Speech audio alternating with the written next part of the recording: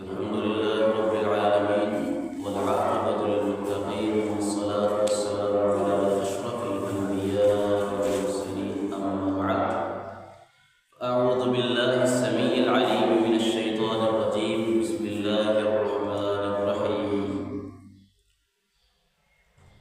لو أنزلنا هذا القرآن على جبل لرأيته خاشعا متصدعا من خشية الله وتلك الأمثال نضربها للناس لعلهم يتفكرون وقال النبي صلى الله عليه وسلم في كتابه البخاري خيركم من تعلم القرآن وعلمه أو كما قال النبي صلى الله عليه وسلم۔ عزیز بزرگ بھائیوں، معزز سامعین کرام،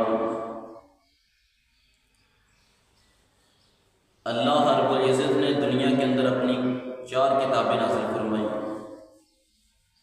اور بے شمار صحائف کا نزول فرمایا۔ ان کتابوں میں سے ایک کتاب بھی ایسی تھی کہ جس کے بارے میں اللہ رب العزت نے فرمایا کہ اس کی حفاظت کا ذمہ میں نے خود لیا ہے، میں نے ہی اس کو نازل کیا ہے، میں ہی اس کی حفاظت کرنے والا ہوں۔ اِنَّا نَحْنُ نَزَّلْنَا الذِّكْرَ وَإِنَّا لَهُ لَحَافِظُونَ۔ اور پھر دوسرے مقام پر قرآن کی عظمت کو، قرآن کی رفعت کو، قرآن کی بلندی کو، قرآن کی اہمیت کو اجاگر کرتے ہوئے کیا بیان فرمایا؟ لو انزلنا هذا القرآن على جبل لرأيته خاشعا متصدعا من خشية الله، سورۃ الحشر۔ کہ اگر ہم اس کتاب کو کسی پہاڑ پر نازل کر دیتے، لو انزلنا هذا القرآن على جبل لرأيته، اگر ہم اسے کسی پہاڑ پر نازل کر دیتے، خاشعا متصدعا من خشیۃ اللہ، وہ اللہ کے ڈر اور خوف کی وجہ سے بہہ پڑتا، ریزہ ریزہ ہو جاتا، لیکن اللہ نے اسے نازل کیا ہے انسان کے قلب پر۔ جب میں نے قرآن سے پوچھا قرآن تیری تعریف کیا ہے، میں نے قرآن سے پوچھا تیری عظمت، تیری رفعت کیا ہے، میں نے پوچھا قرآن سے انٹرویو کے لیے تجھے نازل کرنے والا قرآن، تجھے نازل کرنے والا کون ہے؟ قرآن اپنی زبان کے اندر بولا وَإِنَّهُ لَتَنزِيلُ رَبِّ الْعَالَمِينَ۔ میں نے قرآن سے پوچھا تجھے لانے والا کون ہے؟ قرآن بولا نزل بِهِ الرُّوحُ الْأَمِينُ۔ قرآن سے پوچھا تو کس کی قلب اطہر پر آیا؟ قرآن نے کہا عَلَىٰ قَلْبِكَ لِتَكُونَ مِنَ الْمُنذَرِينَ۔ یہ قرآن کا تعارف۔ میں نے پوچھا کس مہینے کے اندر آیا؟ قرآن بولا شہر رمضان الذی انزل فیہ القرآن۔ میں نے پوچھا قرآن تو آیا کس لیے ہے؟ قرآن نے کہا ھدی للناس وبینات من الھدی والفرقان۔ عزیزان گرامی، جب میں نے قرآن کی اہمیت کو احادیث مصطفیٰ صلی اللہ علیہ وسلم کی نظر سے دیکھا تو صحیح البخاری کی اس حدیث پر نظر پڑی، 2050 نمبر حدیث۔ امام کائنات صلی اللہ علیہ وسلم کیا فرما رہے ہیں؟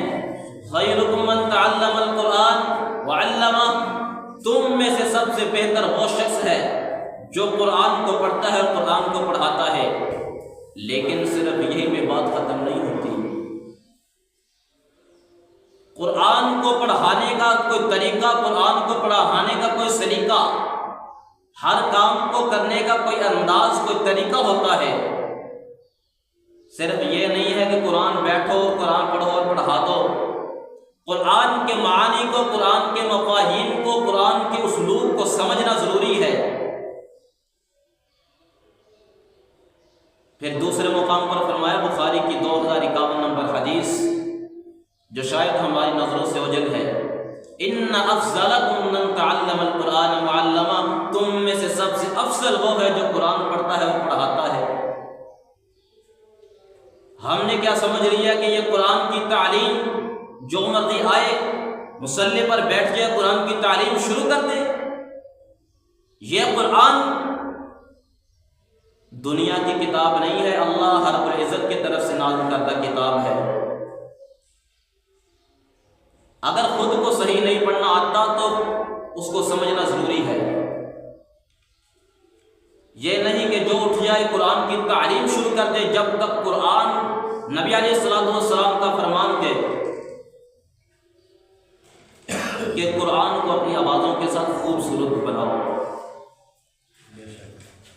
قرآن پڑھنے کا انداز اس طرح کا ہو کہ قرآن دل پر اثر کرے۔ آج تو ہمارے بعض یار دوست کہتے ہیں قرآن کو ترجمے سے نہ پڑھنا، گمراہ ہو جاؤ گے۔ کیا قرآن اس لیے آیا ہے؟ قرآن کا مقصد کیا ہے؟ آئیے ذرا، جب اس قرآن کو غیر مسلموں نے، کافروں نے پڑھا تو کیا رزلٹ ملا؟ فرعون کی لاش مصر کے اندر ہے، ایک یہودی ڈاکٹر جاتا ہے کہ میں تحقیق کروں کہ کیا یہ وہی لاش ہے جس کے بارے میں قرآن کہہ رہا ہے؟ کہتا ہے جب میں نے اس لاش کے اندر سمندر کے پانی کے نمکیات دیکھے تو میں زبان سے پکارتا اشہد ان لا الہ الا اللہ واشہد ان محمد رسول اللہ۔ یہ ہے قرآن کی تاثیر۔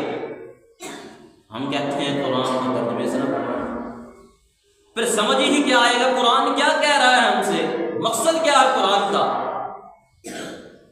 اور یہ تو قرآن کی بات تھی۔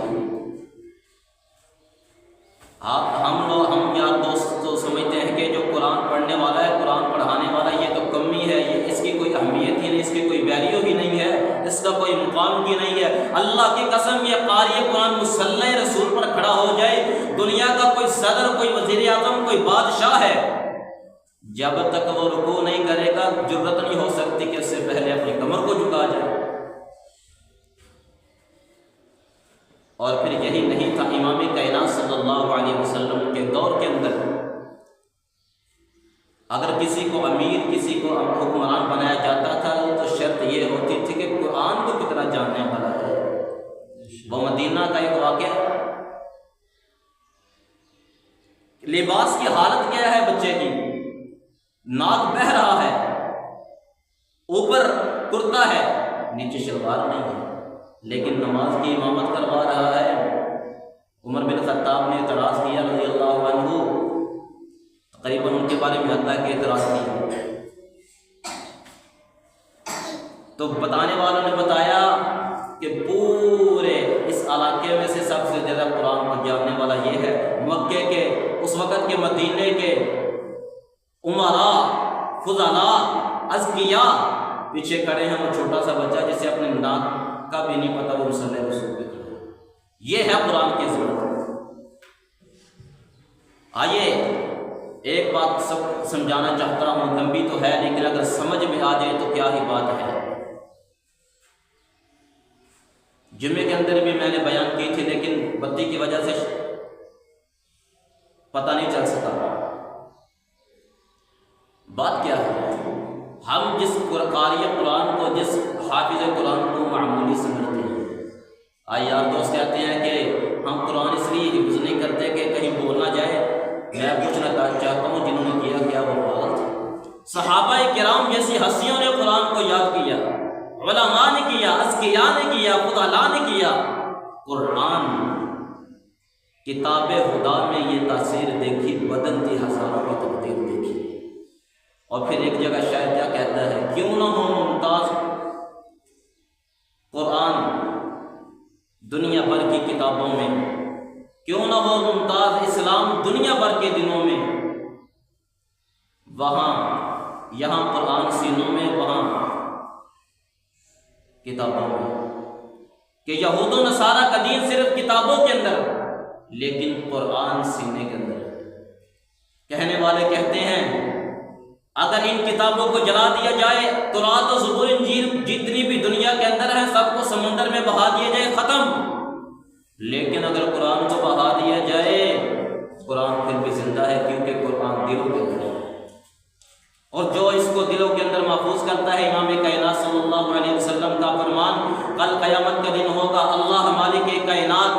قرآن پڑھنے والے سے کہیں گے ورتل کما کنت ترتل فی الدنیا والآخرہ، آج قرآن کو اسی طرح پڑھ اور جنت کے درجات کو چڑھتا جا جیسے تو دنیا کے اندر قرآن کو پڑھتا تھا۔ اللہ کہے گا پڑھتا جا اور چڑھتا جا۔ اور اس کے والدین کو جو لباس پہنایا جائے گا، لباس کے بعد صرف لباس ہی نہیں بلکہ جو تاج اس کے سر پر رکھا جائے گا، اللہ اکبر، کہ ساری دنیا کی روشنی سورج چاند کی روشنی سمیت ایک طرف کر دیجیے، اور جو تاج ان کے سر پر ہوگا اس کا صرف ایک یاقوت، ایک ہیرا ایک طرف کر دیا جائے، ساری دنیا کی روشنی، چاند سورج کی روشنی اس ہیرے کی روشنی کا مقابلہ نہیں کر سکے گی۔ اور اللہ کہے گا اسے پکڑ، اپنے جس کی تو سفارش کرنا چاہتا ہے کر، اور اپنے ساتھ جنت کے اندر لے جا۔ پھر یہی پہ بس نہیں ہے، ایک بات میری سمجھ لیجیے بڑی عمیق نظر سے۔ ایک بچہ قرآن حفظ کرنے کے لیے نکلتا ہے، ایک باپ ہے، ایک بچہ کالج چلا جاتا ہے، ایک یونیورسٹی چلا جاتا ہے، ایک مدرسے کے اندر چلا جاتا ہے، کچھ عرصے کے بعد آتے ہیں، اسے یونیورسٹی والا کہتا ہے ابا جی 2 لاکھ روپے دے دے، فیس دینی ہے۔ باپ کہتا ہے بیٹا میرے لیے کیا لے کے آئے؟ باپ کہتا ہے ابا جی تھوڑی دیر سے ٹھہر جائے، تعلیم مکمل ہو لینے دیتے۔ باپ پیسے دیتا ہے، چلے جاتا ہے۔ کالج والا آتا ہے، آ کے کہتا ہے ابا جی فیس دینی ہے، پیسے دیجیے، 10,000 روپے دے دیتے ہیں۔ باپ کہتا ہے میرے لیے کیا لائے ہو؟ کہتا ہے مکمل تعلیم مکمل کرنے دیجیے۔ باپ کہتا ہے ٹھیک ہے۔ مدرسے والا آتا ہے، کہتا ہے ابا جی 1,000 روپے دے دیں، فیس دینی ہے۔ باپ کہتا ہے کیا 1,000 روپے فیس دینی ہے؟ کہتا ہے میرے لیے کیا لے کے آئے ہو؟ کہتا ہے ابا جی کیلکولیٹر نکالیے، میں بتاتا ہوں میں آپ کے لیے کیا لے کے آیا ہوں۔ نوٹ کیجیے، بات کو نوٹ کرنے کی ضرورت ہے، دماغ کی کھڑکیوں سے سمجھنے کی ضرورت ہے۔ اب سمجھیے پھر بات کو، قرآن کا جو صفحہ ہے جس پر قرآن حفظ کیا جاتا ہے 16 لائنیں، اور قرآن کے ایک پارے کے صفحے ہیں 18۔ پھر اسی طرح بچہ سبق یاد کرتا ہے، تقریباً اس سبق کو 15-16 مرتبہ خود پڑھتا ہے، ایک مرتبہ بچے کو سناتا ہے، ایک مرتبہ استاد کو، کتنی مرتبہ ہو گیا؟ 18 مرتبہ۔ 18 مرتبہ ایک سبق کو پڑھتا ہے، اور 16 لائنیں ہیں، 18 کو 16 سے ضرب دیجیے، کیا جواب آئے گا؟ اور ایک لائن میں حرف کتنے ہیں؟ 40۔ ایک لائن میں 40 حرف ہیں، تو اگر اسے ضرب دیا جائے 18 ضرب 16 288 لائنیں بن گئی ایک بار ایک، 288 کو 40 سے ضرب دیجیے، ایک حرف پڑھنے کی نیکیاں کتنی ہیں؟ 10۔ تو پھر اسی طرح 288 کو 40 سے ضرب دیجیے، 11,520 حرف بنے، 11,520 حرف بنے۔ اور اب ایک حرف کو پڑھنے کی نیکیاں ہیں 10 ضرب 11,520 کریں تو کیا جواب آئے گا؟ 1,15,200۔ یہ ہیں نیکیاں صرف سبق یاد کرنے کی۔ کیا مطلب والدین ایک نیکی کی ضرورت؟ حافظ قرآن کو معمولی سمجھتے ہو؟ صرف سبق یاد کرنے کی نیکیاں کتنی ہیں؟ 1,15,200۔ اور پھر جس پارے پر سبق ہو پیچھے سے بھی سنانا ہوتا ہے، اسے سبقی کہا جاتا ہے۔ بچہ ایک آدھ مرتبہ خود بھی پڑھتا ہے، چلے 2 مرتبہ کر لیں کہ 2 مرتبہ خود پڑھتا ہے اسے، اور 18 صفحے ہیں، 2 مرتبہ سے پڑھا ہے، اور یہ لائنیں بنیں گی 576، ٹوٹل لائنیں ہوں گی، اور ہر لائن کے اندر حرف 40 ہیں، 2,340۔ اس کو ضرب کر دیں 40 کے ساتھ تو جواب آئے گا 2,30,400۔ سبق اور سبقی اس کی نیکیاں کتنی جمع ہو گئی؟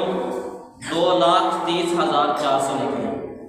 اور پھر روزانہ پارا ایک منزل کا سنانا ہوتا ہے، 10-11 پارے حفظ کر لیے ہیں، روزانہ کا ایک پارا منزل کے اندر سنانا ہے، اور ایک مرتبہ بچہ خود پڑھتا ہے، ایک مرتبہ سناتا ہے، 2 مرتبہ ہو گیا۔ اور اب 20,400 जमा 2,30,400, 2 मरतबा इसे जमा किया जाएगा। 2,30,400 को 2 मरतबा हम जमा करेंगे और फिर इसे 2 के साथ ज़रब दीजिए। क्या जवाब आएगा? 5,76,000 नेकियां। और इसके अंदर हम शामिल करेंगे 1,50,200 को, तो 5,76,000 नेकियां जमा हुई। और जो आपका कॉलेज वाला है, यूनिवर्सिटी वाला है, वो आके कह रहा है कि अभी ठहर जाइए, मुझे तालीम मुकम्मल करने दीजिए। इधर जो कुरान पढ़ रहा है वो क्या कह रहा है? अब्बा जी मैं आपके लिए क्या लेके आया हूं? 5,76,000 नेकियां सिर्फ एक दिन की, सिर्फ एक दिन की नेकियां। और ये तुम्हारी तिजारत है, ये तुम्हारा माल किस लेवल का है? क्या इतनी नेकियां दुकान पर बैठकर कमा लेते हो? क्या इतनी नेकियां ज़राअत करके कमा लेते हो? 5 लाख से ज्यादा नेकियां, तकरीबन 6 लाख नेकियां एक दिन की जो जमा कर रहा है, उसे मामूली समझ रहे हो? और फिर यही पे बस नहीं है, फिर एक महीने के अंदर दिन कितने हैं? 30। अब 30 से ज़रब दीजिए, जवाब क्या आएगा? 5,76,000 से अगर ज़रब दीजिए, पढ़ दो, आगे पढ़ा नहीं आपने। 1,72,80,000 नेकियां एक महीने की। अगर इस बात को समझ लिया जाए तो हमें इसकी अहमियत का अंदाज़ा हो जाता है। यह है कुरान की अज़मत, कुरान की रिफ़ात है। अल्लाह रब्बुल इज़्ज़त से दुआ है, अल्लाह रब्बुल इज़्ज़त हमें समझ कर सही मानों के अंदर कुरान को पढ़ने की तौफ़ीक़ अता